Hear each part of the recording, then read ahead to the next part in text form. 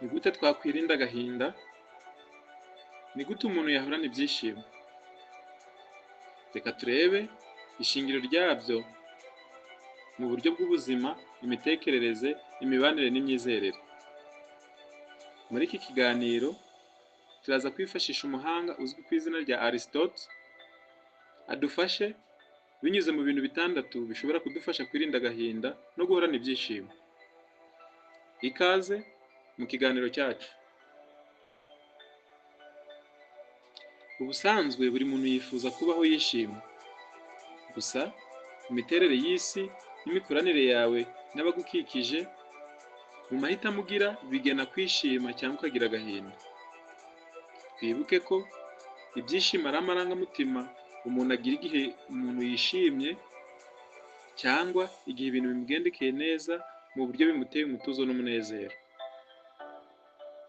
Abemeramana Bibiliya ivuga ko Imana ishaka kuduha imibereho myiza mu gihe kizaza n'ibyiringiro bishingiye ku byishimo. Ibi tubisanga mu gitabo cy'umuhanuzi Yeremiya umutwe wa 29 umurongo wa 11. Gusa agahinda ni ikimenyetso cy'uko umutima uremerewe, wababaye kandi wacitse intege. Bimwe mu bitera umuntu agahinda twavuga nk'igihombo cyo gupfusha umuntu ukunda, gutakaza akazi, gutandukana n'umukunzi, gutsindwa ikizamini ndetse n'ibindi. Gutoteza cyangwa kwangwa, kubura urukundo, kwangwa n'abandi, guhezwa bitera umuntu ubwigunge cyangwa kumva ntacyo umariye abandi. Mu mubiri, mu gihe cy'agahinda, umubiri ugira impinduka. Nk'umusemburo nka cortisol y'umunaniro n'ihungabana iriyongera cyane.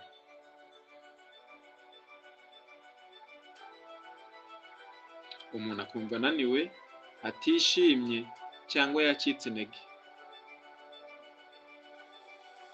Aristote, umufilozofe w'umugiriki, yavuze ko ibyishimo ari intego y'ubuzima bwa muntu.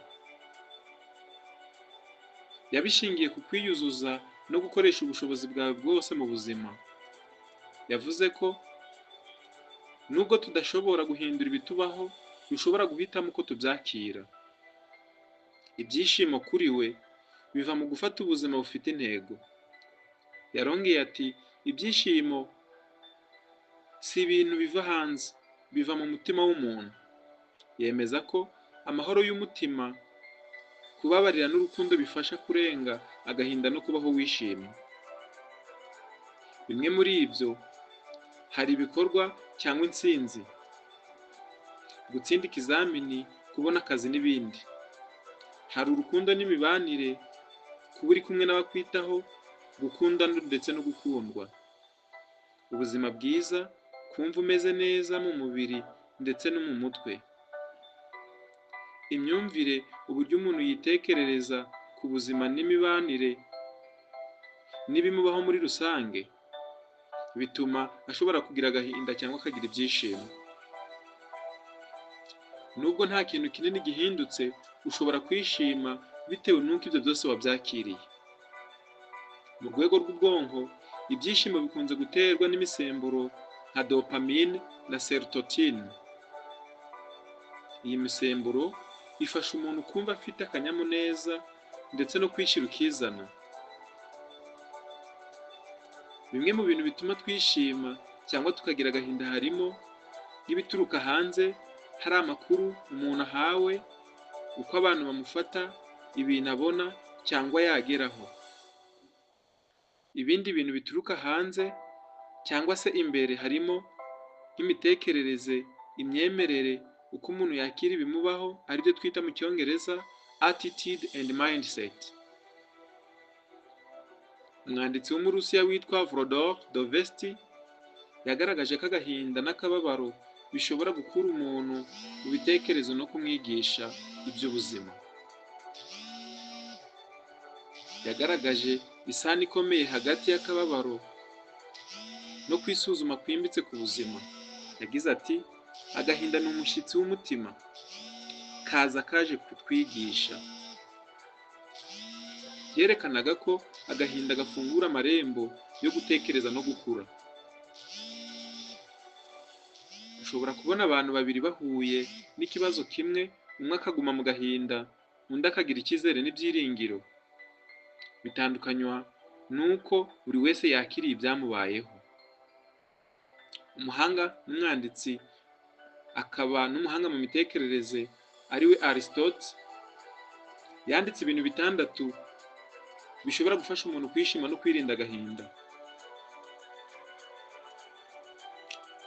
Icya mbere, gerageza kwishimira utuntu duto duto twa buri munsi.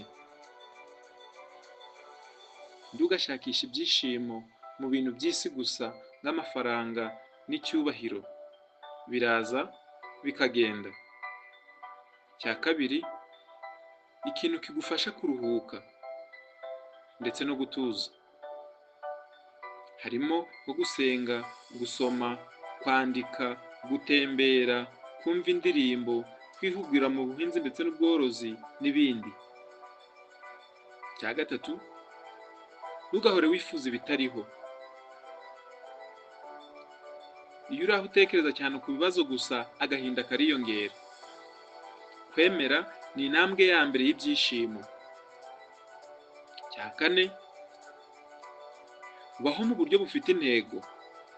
Shaka ikintu kigufasha kumva ubayeho ufite icyo ugamije. Harimo nko gufasha abandi, kwigisha, guhanga udushya, kurera neza ndetse no gutera imbere. Icya gatanu, Aristote aravuga ngo gira ubuzima bwiza. Harimo nko gufata neza umubiri n'ubwonko, gukora siporo cyane, kugenda n'amaguru, kwirinda ibiyobyabwenge ndetse ukarya neza kandi ukaruhuka bihagije. Aristote asoreza ku cya gatandatu cyo kuvuga ko ugomba kuba hamwe n'abantu beza. Ibyishimo byinshi biva mu mibanire, urukundo rw'inshuti yawe ndetse n'umuryango. Irinda abantu baza baguca intege. Abakugirira ishyari ubagendere kure. Ibyishimo biza iyo ubuzima bukwemerera kubaho mu ituze, ariko agahinda kaza iyo ibibaho binyuranyije n'ibyo wifuzaga cyangwa wizeraga. Ariko uko wabyakiriye nibyo bifata iya mbere mu gutuma wishima cyangwa ugira agahinda. Nshuti bavandimwe, amahitamo yose ari mu biganza byacu. Reka dusubikire aha. Nakoze kubana natwe.